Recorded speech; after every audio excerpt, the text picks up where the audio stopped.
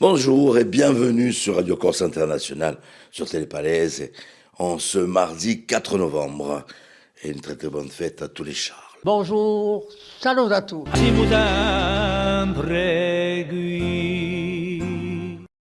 Voilà, je vous souhaitais une très très bonne journée à l'écoute de nos deux stations d'RCI, Radio Corse International et de Télépalaise.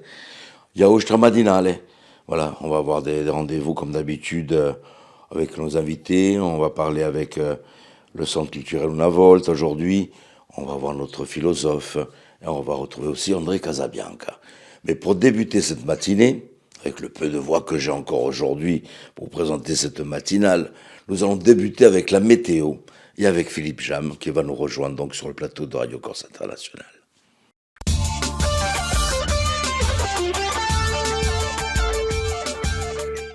Bonjour Auguste, bonjour à toutes et bonjour à tous. Bonne nouvelle, la journée sera bien ensoleillée. Aujourd'hui, petit bémol, le vent de nord-est qui va souffler sur le nord de l'île, mais pas très très fort.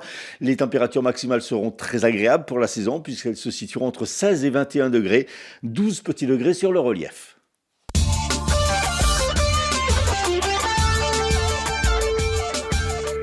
Le tribunal correctionnel de Bastia a condamné hier un jeune homme de 21 ans à une peine de 22 mois d'emprisonnement avec mandat de dépôt pour notamment des infractions à la législation sur les armes. Un autre jeune âgé de 18 ans a quant à lui écopé d'une peine de 12 mois d'emprisonnement avec sursis pour refus d'obtempérer et transport d'armes.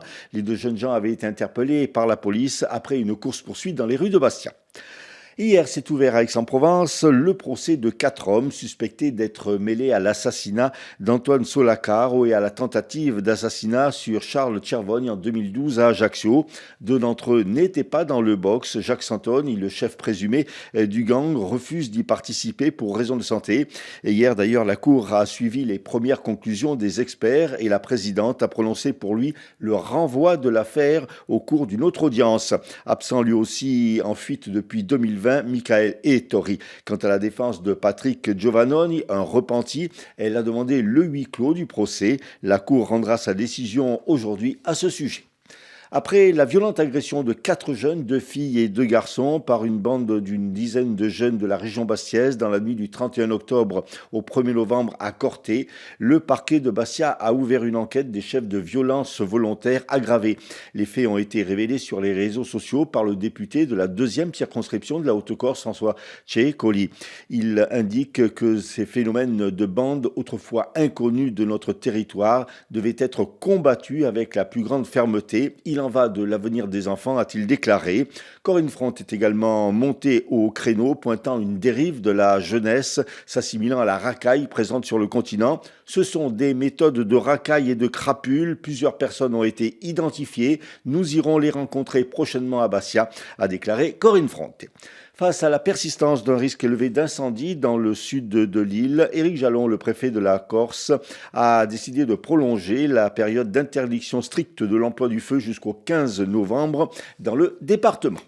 Dans un communiqué, les retraités CGT montent au créneau, interpellent les députés insulaires et appellent à manifester ce jeudi 6 novembre dans les rues. Selon la CGT, sur notre île, un tiers des 65 000 retraités vivent sous le seuil de la pauvreté. Le syndicat demande la suppression des mesures d'austérité et la mise en place d'un budget de justice sociale et fiscale garantissant un haut niveau de protection sociale, une augmentation des retraites et la généralisation de la prime d'insularité à tous les retraités. Les retraités qui pointe également le doublement de la franchise médicale qui pourrait conduire à la perte annuelle de 200 à 400 euros. Le gel des retraites jusqu'en 2030, la suppression de l'abattement de 10% sur le revenu amèneront des milliers de retraités à payer l'impôt sur le revenu, souligne encore le syndicat. Selon une étude de l'INSEE publiée hier, en Corse, un tiers de la population bénéficie d'une prestation versée par la CAF, 35% de la population contre 47% sur le continent, 58 900 foyers, soit 124 000 personnes bénéficient d'aides diverses. En Corse, souligne l'INSEE, le taux de pauvreté est de 18,1%, un taux qui pourrait même atteindre 24% puisque 15 600 personnes, 6% de la population insulaire, se trouveraient sous le seuil de pauvreté si des aides n'étaient pas perçues. En tout, 371 millions d'euros d'aides ont été versés dans les foyers corses en 2023. Merci Philippe. On vous retrouve tout à l'heure avec les invités, l'invité donc pour la présentation donc de ce qui va se passer du côté du centre culturel Una Volta Bastia. Pour l'instant, un petit détour sur les hippodromes de l'Hexagone avec Rémi. En rappelant que ce dimanche, les courses sont à Vignette, à Ajaccio, donc à partir de 14 heures pour nos amis turfistes et amateurs de courses de chevaux.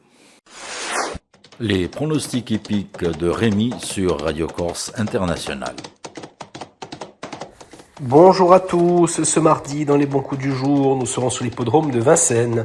On va démarrer avec le quintet, je vais mettre en tête le numéro 12 Classica Bleu. Passons à la troisième course où le 6 1000 Davis Win devrait l'emporter, tout comme dans la cinquième, le numéro 4 Jablonski. Bon jeu à tous. Bien, voilà pour les courses et les pronostics. Un petit détour sur l'horoscope, c'est Paxi qui vient nous rejoindre.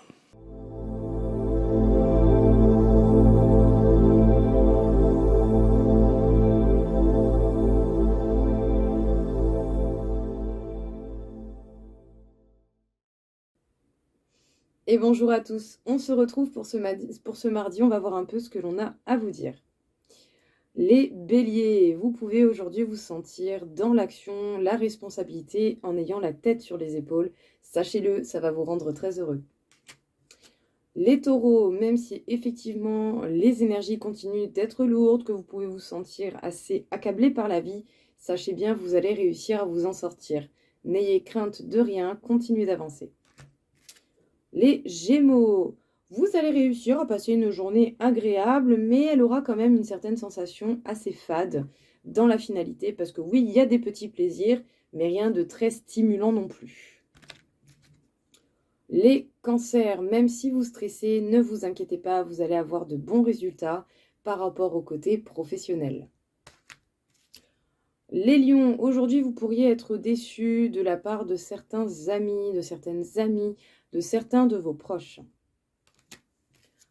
Les Vierges, aujourd'hui vous allez vous faire du souci au niveau de l'argent, prêtez attention à vos comptes, à vos dépenses, pour être un petit peu plus rassurés. Les Balances, aujourd'hui vous allez avoir des conversations très agréables avec les personnes qui vous entourent, et peut-être même des conversations qui pourraient mener à des projets, à des idées, ou à simplement des échanges super sympas et mémorables. Les Scorpions, vous allez peut-être avoir envie de vous reposer, en tout cas vous vous sentirez bien dans une ambiance assez farniente. Même si justement vous êtes passionné, que vous aimez faire les choses, cela n'empêche pas que par moments il faut quand même prendre soin de soi et ne pas dépasser nos propres limites. Les Sagittaires, vous allez avoir des entrevues qui vont être fructueuses et très stimulantes au niveau intellectuel. C'est super sympa, vous allez passer un très bon moment. Les Capricornes, vous pourriez avoir des annonces assez spéciales au niveau professionnel dont vous ne vous attendez pas du tout. Et on peut dire que cela va vraiment changer la donne pour vous et votre vision des choses au niveau pro. Les Verseaux, vous avancez, vous évoluez, vous pouvez susciter la jalousie. Sinon tout de même aussi dans un autre sens, ne soyez pas trop dur dans les mots que vous employez avec les personnes qui vous entourent. Et enfin, les Poissons, vous pourriez avoir connaissance aujourd'hui de certains problèmes, de certaines personnes qui sont peut-être plus médisantes que ce qui n'y paraissait, et ça fait peut-être même un moment que vous côtoyez ces gens-là. Parfois, ouvrir les yeux fait mal, mais c'est nécessaire. Voilà tout le monde, je vous souhaite à tous une très belle journée et je vous dis à très vite.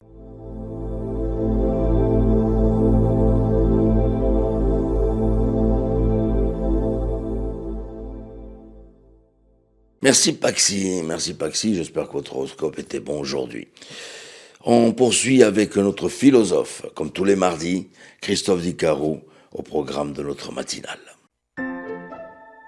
La chronique philosophique de Christophe Di Caro. Mesdames et messieurs, bonjour et merci de suivre cette philochronique sur RCI et Télépaèse. Alors aujourd'hui, puisque c'est notre habitude qu'on a prise depuis quelque temps de faire une sorte de philo-actu, c'est-à-dire un point de vue selon un point de vue d'actualité, on va réfléchir de manière philosophique. Aujourd'hui, on va faire une sorte de réflexion autour de la considération de l'autre. Alors, dites, où est l'actualité là-dedans? On voit aujourd'hui que beaucoup de gens peuvent s'en vouloir. Alors, on a d'abord le prisme politique, on va avoir le prisme culturel, le prisme religieux. Mais est-ce qu'on s'en veut vraiment? Ou est-ce qu'en réalité, dans cette nébuleuse de petites guerres de roitelets, est-ce que dans cette nébuleuse, il y a véritablement une haine de l'autre tel qu'il est en réalité, ou est-ce que c'est que du fantasme? Alors dans l'idée, on se dit qu'une réalité est corroborée par des actes. C'est-à-dire, si moi je pense qu'un tel est mauvais et qu'il fait un acte répréhensible, alors je me dis que j'ai raison de lui en vouloir. Or, dans l'idée, c'est est-ce que l'on peut catégoriser, alors aujourd'hui on parle beaucoup d'amalgame, est-ce qu'on peut catégoriser un groupe, quel qu'il soit, j'ai parlé de politique comme j'ai parlé de religion ou de culture, sous prétexte que les codes de reconnaissance du groupe sont les mêmes, notamment chez celui qui commet l'acte mauvais, entre guillemets, soit répréhensible par la loi, soit répréhensible par la morale, et l'autre qui ne commet aucun acte. Mais ils ont des codes en commun. Est-ce que ces codes en commun, qu'ils soient linguistiques, politiques ou autres, suffisent à eux seuls de catégoriser ce qu'on appelle aujourd'hui l'amalgame? Donc cette idée, on peut la puiser chez Freud, par exemple, qui va nous parler, Freud ou tous les psychiatres, psychanalystes, Lacan, etc., de transfert. C'est-à-dire qu'on va souvent transférer sur l'autre des choses qui sont en nous. On dit souvent qu'on est ultra homophobe parce que nous sommes nous-mêmes quelque part un petit peu refoulés, etc., etc. Donc dans cette idée, est-ce que l'autre est tel qu'il est, tel que je le vois, ou est-ce que je le vois tel que je suis? Est-ce que finalement, entre la réalité qui est autour de moi, environnante, qu'il peut y avoir plusieurs réalités en fonction des personnes, est-ce qu'elle est une et uniforme et entière, ou est-ce qu'elle est relative à chacun? Finalement, une personne, qu'elle soit politique ou autre, chaque individu, de manière singulière, va avoir une appréhension de la personne. Cette appréhension, elle va être soit positive, soit négative. Alors on va étayer un raisonnement pour justifier notre sentiment, mais ce raisonnement n'est pas forcément, n'est pas forcément dogmatique, n'est pas forcément exhaustif. Dans cette mesure-là, on comprend pourquoi on parle de pluralité des voix dans une démocratie, pourquoi on parle de pluralité des approches et qu'on bannit le dogme dans un pays dit libre, puisque le dogme colle une réalité qui n'est pas le réel en soi, probablement pas, mais je ne parle pas ici forcément de religion, ça peut être un dogme en politique, c'est une réalité singulière partagée par le plus grand nombre qui l'impose avec force. Par conséquent, dire que parce que quelqu'un a fait quelque chose à un moment donné de sa vie et qu'il répond à des codes très spécifiques qui sont partagés par un groupe, eh bien cette personne est donc partie prenante du groupe et donc le groupe est partie prenante avec la personne. À ce moment-là, on appelle de l'amalgame. Si, à contrario, on ne prend que le fait pour le fait et que on reste, et là je me fais l'avocat de l'état de droit, on reste dans l'aspect légal, l'État sait, la République sait, le procureur sait, à ce moment-là, tout est réglé devant la justice. Donc plus de fantasmes, plus de fausses réalités, plus de projections qui sont peut-être des choses qu'on n'a pas réglées en nous et qui font que finalement on s'énerve, on ne sait pas pourquoi, on apprécie une personne, on ne sait pas pourquoi, on la hait, on ne sait pas pourquoi, et en réalité, tout est inscrit en nous. Réglons nos problèmes avant de régler ceux des autres. Et peut-être, on va finir par une citation d'évangile. Pourquoi avoir la paille qu'il y a dans l'œil de ton voisin alors que tu ne vois pas la poutre qu'il y a dans le tien? Voilà, mesdames et messieurs, merci pour cette écoute attentive de cette philochronique sur RCI, Stampa Paese et Telepaese. À bientôt. La chronique philosophique de Christophe Di Caro. Nos amis bastiais connaissent bien ce lieu, le centre culturel Una Volta à Bastia, juste sous le théâtre.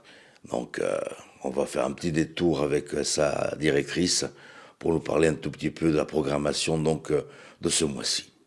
Notre invitée aujourd'hui, Johanna Macari, directrice du Centre culturel Nuna Volta à Bastia, à l'occasion de la 10e édition du festival Cinetica qui va se dérouler du 7 au 9 novembre prochain.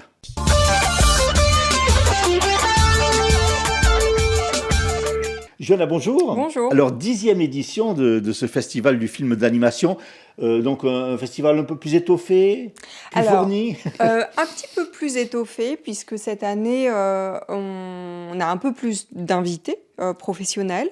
Et on invite notamment Stéphanie Cadoret, qui est réalisatrice, performeuse, enseignante-chercheuse également. Et on l'invite pour 2 jours de masterclass professionnelle et d'intervention auprès des lycéens en spécialité art plastique adjacente. Voilà, pour des ateliers, des conférences autour de l'intelligence artificielle, puisque c'est un vrai sujet dans le secteur de l'animation, évidemment, puisqu'il y a énormément de productions qui peuvent faire appel à l'intelligence artificielle, et c'est un vrai danger pour le métier. Donc on va parler avec elle des dangers, mais aussi des potentiels, des réels potentiels. Et puis, toujours en direction des professionnels, une masterclass autour de la performance animée en live. Donc comment on fait du dessin animé, si je simplifie un petit peu, en direct sur une bande musicale, quelle qu'elle soit. Donc ça peut être avec un musicien durant un concert ou sur une playlist enregistrée. Alors, c'est un festival donc du cinéma d'animation, mais c'est tout public en fait, c'est pas que pour les enfants. Oui, tout à fait. Et cette année, on a spécialement, je trouve, des films qui s'adressent vraiment à tous les publics. Alors, c'est toujours le cas, mais c'est vrai que c'est jamais évident d'avoir un film qui puisse s'adresser aux enfants peut-être à partir de 5-6 ans et à leurs parents ou grands-parents. Et cette année, on a des films comme Amélie et la métaphysique des tubes, par exemple, ou Arco, qui s'adressent vraiment à tous les publics. Et c'est vrai que c'est vraiment une source de grand bonheur pour nous, puisque on peut avoir ces séances très intergénérationnelles. Et lorsqu'on a aussi l'occasion d'avoir des invités sur des séances comme celle-ci, voilà, on peut avoir des échanges entre parents, enfants, grands-parents, et c'est toujours très intéressant. Alors, vous parliez de ces 2 films, il y a aussi Planète. Oui, Planète qui a clôturé la semaine de la critique à Cannes, qui est un film très particulier puisqu'il mélange différentes techniques, alors de la prise de vue réelle, mais aussi du stop motion, donc de l'animation image par image ou de l'image de synthèse. Et alors le récit, c'est l'histoire de 4 graines de pissenlit qui sont réchappées d'une explosion nucléaire sur la Terre, enfin d'une série d'explosions nucléaires, et qui voguent vers d'autres planètes à la recherche d'un refuge approprié pour y semer bien sûr une nouvelle vie, une nouvelle ère. Donc évidemment on parle d'environnement et on est vraiment en immersion dans ces images qui ont été pour une partie en tout cas tournées en Islande. Donc on est vraiment dans des paysages très très beaux et souvent filmés en macro, voilà, avec des points de vue. Ça fait un petit peu penser à du microcosmos, mais dans l'espace, si je peux me permettre. Et on aura le plaisir d'accueillir Élise Verchery, qui est la première assistante réalisation sur ce film-là, et qui pourra justement nous expliquer les dessous du tournage, qui sont très très intéressants. Autre film que j'ai noté, c'est un film qui sent bon le thym et la farigoulette. Vous voyez de quoi je veux parler? Oui, bien sûr. Marcel et Monsieur Pagnol. Oui, qui est donc le nouveau film de Sylvain Chomet, qui avait signé les triplettes de Belleville. Et effectivement, c'est un film incontournable qui a déjà eu une petite vie sur les écrans. Donc on le projette une fois. Il faudra vraiment profiter de cette séance pour le public qui ne l'a pas encore vu. Et on parle justement du rapport de Marcel Pagnol, notamment au cinéma. Et bon, bien sûr, le jeune public n'est pas oublié, avec notamment Olivia, le tremblement de terre visible, les Contes du Pommier. Les Contes du Pommier. Alors, ce sont 2 films en stop motion, voilà, qui est un petit peu notre technique fétiche à nous, puisqu'on la propose aussi en atelier et sur des projets scolaires. Et le producteur, Mathieu Courtois, sera là pour présenter ces 2 films. Olivia, notamment, qui fera l'ouverture du festival le vendredi 7 novembre à 18h30, qui est un très beau film film justement sur la précarité infantile, mais pas du tout misérabiliste ou triste. Évidemment, c'est très très bien traité avec un vrai esprit le film souligne l'esprit d'entraide, de solidarité et la joie qu'il peut y avoir, même lorsque matériellement on vit dans des conditions assez compliquées. Voilà. Donc, et les Contes du Pommier qui abordent aussi un thème qui n'est pas simple, celui du deuil d'une grand-mère, et qui a eu tout le loisir de transmettre le goût des histoires à ses petits-enfants. Et donc, c'est sa petite fille qui, à son tour, reprend la méthode de sa grand-mère pour imaginer des histoires, c'est-à-dire qu'on met 3 ingrédients dans un chapeau et à partir de là, on invente des mondes imaginaires. Alors, il y a 2 lieux. Il y a le Régent donc, pour les projections et donc il y a le centre culturel pour les ateliers. Donc, les ateliers s'articulent. Il y a plusieurs ateliers selon les âges, c'est ça? Oui. Alors, les ateliers sont... alors, c'est vrai que pour les tout petits, les techniques d'animation sont parfois un petit peu délicates parce que on a des mini plateaux de tournage qui peuvent être un petit peu fragiles, entre guillemets. Mais évidemment, on propose toujours un atelier art plastique auquel les plus petits peuvent participer sans problème, notamment au sein de l'exposition jeunesse d'Annabelle Buxton qui est proposée en ce moment au Centre culturel Luna Holt, qui est une source d'inspiration justement pour les ateliers de Cinética aussi. Donc voilà, tout public, les parents sont invités à participer aux ateliers, bien sûr, et on propose donc des ateliers stop motion, animation 2D, donc art plastique, je l'ai cité, et doublage aussi en langue corse avec Fio Ramos. Et voilà, et donc les adultes comme les enfants peuvent participer. Il faut quand même savoir lire pour participer à cet atelier doublage, puisqu'on procède par bande rythmo. Ouais. Mais voilà, c'est un exercice qui n'est pas simple et on s'amuse beaucoup. Il y a des rencontres aussi, hein, ça fait partie du festival. Oui, bien sûr, des rencontres autour des films, avec les équipes des films, et comme je le disais, aussi des rencontres professionnelles et scolaires. Et une compétition, bien sûr. Oui, la compétition de courts-métrages d'animation, qui sont des films de fin d'études. Et c'est une compétition qui est importante parce que elle permet de saisir aussi un petit peu l'air du temps dans la discipline, puisqu'on est vraiment sur des films qui sont qui sortent qui sont produits par des étudiants qui sortent de différentes écoles en France et à l'international. Donc on voit forcément émerger certaines tendances. La 2D est à l'honneur depuis quelques années, mais voilà, c'est important d'avoir un regard sur cette jeune génération qui seront peut-être nos invités dans les quelques années qui viennent pour des longs métrages, on l'espère. Alors ce qu'il faut signaler aussi, c'est que c'est du 7 au 9 novembre pour le tout public, mais je crois que ça se prolonge jusqu'au 15 novembre pour les écoles. Oui, pour les écoles. Alors la semaine de la rentrée, et effectivement la semaine suivante aussi, donc à partir du 10 novembre, lundi 10 novembre, et toute la semaine du 10 novembre, on propose des projections à destination des scolaires et il reste encore quelques créneaux. Donc voilà, pour les enseignants qui ne se sont pas encore inscrits, qui sont intéressés, c'est encore possible sur cette semaine-là. En tout, il y a combien de films? Alors, il y en a une douzaine. Une douzaine, oui. C'est ça. Hein. Donc, au Régent, et donc les ateliers à Una Volta pour donc ce festival, cette 10e édition de Cinética, qui a lieu donc du 7 au 9 novembre. Johanna, merci beaucoup. Merci à vous. Et puis, on ira voir quelques films.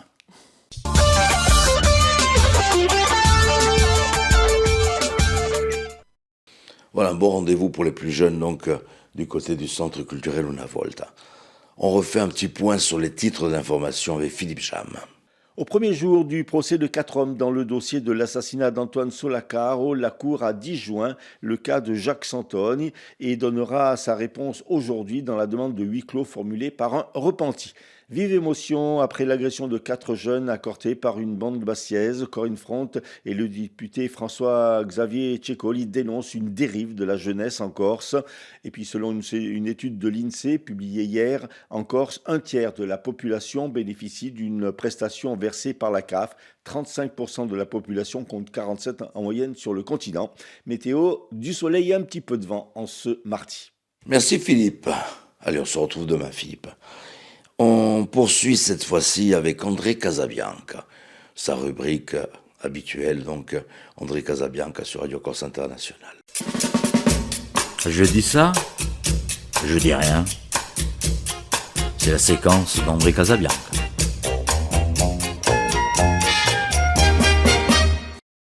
Au début, je ne voulais absolument pas parler du musée du Louvre. Ne sachant rien du tout, il ne s'était rien passé. J'ai donc commencé à écrire sur les musées modernes, c'est-à-dire Guggenheim, Bilbao, etc. Il y a une grande vogue actuellement sur les musées plus que sur les expositions. Bien entendu, j'ai un peu changé mon fusil d'épaule ou mon stylo d'épaule et voilà que je commence à m'intéresser évidemment à cette histoire, à ce cambriolage, mais je ne vais pas aller dans les faits divers, les détails, l'enquête, pas du tout, pas du tout. Voilà. Je pense qu'on pourrait commencer comme ça si les murs pouvaient parler. Parce que là, apparemment, les caméras, il y a des petits soucis, j'ai l'impression. Il y a des petits soucis, oui. On est dans un autre siècle, il faut être tolérant, voilà. Et alors, il y a des conservateurs des musées, mais internationaux, ça, c'est une histoire qui a fait le tour du monde, évidemment, et qui ont, disons, soutenu, sont venus au secours un petit peu de la directrice et de la présidente du musée du Louvre, même de la ministre de la Culture. Alors, ils ont communiqué dans un journal comme Le Monde, c'était un journal très sérieux, voilà, et donc ils ont dit que les musées ne sont ni des bastions, ni des coffres-forts. Voilà, donc ils sont 57 à dire tout ça, marquant leur solidarité, leur soutien le plus total à au musée du Louvre dans son ensemble. Hein, voilà. Alors, ils disent aussi également que ce qui est arrivé au Louvre, c'est l'une des plus grandes craintes des professionnels de musée. Évidemment, ces risques pèsent sur chacune de nos institutions. Bon, franchement, c'est pas rassurant. Hein. Bon, voilà, allez. On passe à un autre cambriolage, oui, parce que c'est peut-être amusant tout ça quand ça se termine, voilà.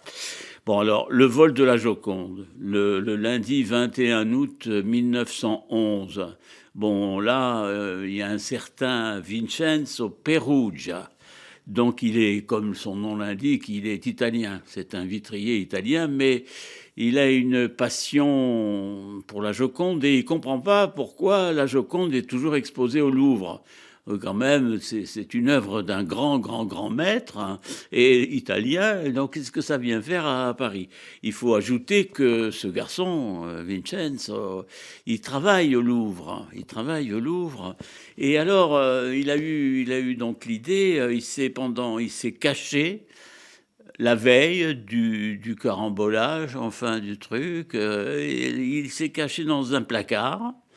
Et puis, il est resté toute la nuit comme ça, dans le placard.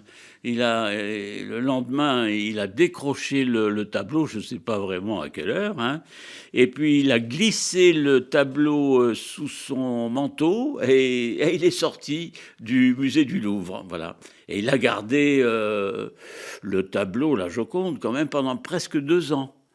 Et il s'est fait attraper parce qu'à un moment donné, il est allé voir un marchand d'art de Florence, mais il se trouve que le type a senti le coup foireux, quoi. Et il l'a vraiment dénoncé à la police. Donc on a pu arrêter quand même ce brave homme, quoi. Voilà, bon. Il y a aussi vraiment une autre histoire aussi, un autre cambriolage. Un autre cambriolage, ça s'est passé au moment des Jeux Olympiques d'hiver à Lillehammer. Et là, il se trouve que c'est un ancien footballeur, j'ai noté le nom, Paul Enger. Donc cet ancien footballeur, il s'était un peu signalé dans un autre musée en Norvège. Et là, dans cet autre musée, Munch, puisqu'il s'agit du cri de Munch qui est célèbre dans le monde entier. Donc il s'est intéressé à cette œuvre et il a, n'est-ce pas, il a emporté avec lui, quoi. Il s'est débrouillé. Alors là aussi, il faut souligner qu'il n'y avait aucune alarme et il y avait là aussi une échelle. C'est quand même bizarre, hein, parce que les échelles, ça, vraiment, ça peut servir, quoi. Voilà. Et tout ce petit monde, Ce monsieur, il faut en parler maintenant à l'imparfait parce qu'il a décédé en 2024, ce fameux Paul Unger, mais qui avait fait parler de lui, voilà. Donc, il s'en passe des choses dans les musées. Bon, sans parler de Belphégor qui nous a fait peur pendant des années et des années, on n'en pouvait plus d'ailleurs, parce que, mais je veux dire, les musées dorment tranquilles, mais quelquefois on peut dire qu'ils se réveillent. Bon, alors maintenant la question, bon, elle est toute simple, hein. Qu'est-ce qu'il faut faire alors? Qu'est-ce qu'il faut faire? Est-ce que, par exemple, on peut quand même penser à ce que comment va être le musée de demain? C'est ça l'important. Comment on va faire un musée de demain avec des choses magnifiques à l'intérieur, mais sans qu'il se passe quoi que ce soit, quoi. C'est-à-dire que on n'entend pas d'un coup, zut, zut, zut, on vient de cambrioler, quoi. Par exemple, comme la couronne ou les bijoux de l'impératrice Eugénie.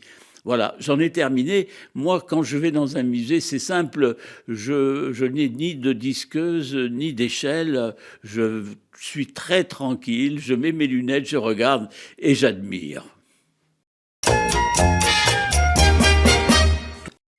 Merci André, merci André. Ben voilà, je ne me reste plus qu'à vous souhaiter de passer un bon mardi. On vous donne rendez-vous demain, même heure, même antenne, en espérant avoir un peu plus de voix pour la présentation. Tenete forte e ci ritroviamo domani. Bonjour, salut à tous. Allez, Mozart